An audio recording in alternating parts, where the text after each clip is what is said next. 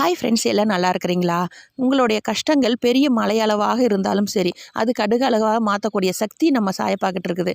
அதே போல் நீங்கள் என்னுடைய பிரச்சனை பெரிய மலையளவு இருக்குது, அது கடுகளவாக மாற்றுங்க. நான் செய்த பாவ வினைகள், நீங்கள் எவ்வளோ பெரிய பாவ வினைகள் செய்திருந்தாலும் சரி, நான் தெரியாமல் செய்த அந்த தவறை மாற்றி கொடுங்க சாயப்பா அப்படின்னு நீங்கள் மனதார வேண்டிக்கிட்டு நீங்கள் 9 வியாழக்கிழமை மட்டும் விரதம் இருந்து பாருங்கள்.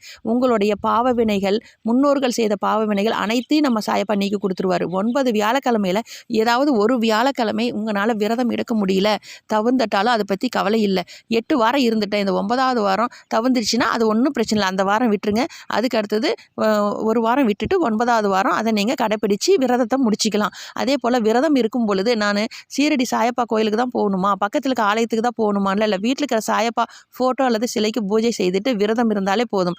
விரதம் இருக்கும்போது சாயப்பாவுக்கு பால் அது அல்லது டைமண்ட் கற்கண்டு ஏதாவது ஒரு பிரசாதம் வைங்க. நீங்கள் முடிந்த அளவுக்கு பட்னியாக இருக்காமல் சாப்பிட்டுட்டு ஓம் ஸ்ரீ சாய்ராம், ஓம் ஸ்ரீ சாய்ராம் சொல்லி விரதம் இருங்க.